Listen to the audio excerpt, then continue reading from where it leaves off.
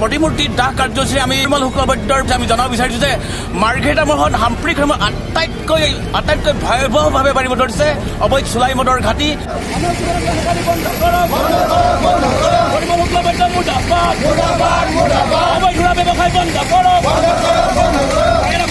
পৰিমল শুক্লবৈদ্যক জনাব বিচাৰিছো আৰু আবকাৰী বিভাগক জনাব বিচাৰিছো তেওঁলোকে নিজাববীয়াকৈ যদি ব্যৱস্থা নকৰে ভৱিষ্যতে কিন্তু যুৱ ছাত্ৰই নিজাকৈ ব্যৱস্থা গ্ৰহণ কৰিব। তাত অসম চৰকাৰক এতিয়াই সকিনি প্ৰদান কৰিছো, শুক্লবৈদ্যক এতিয়াই আমি সকিনি প্ৰদান কৰিছো।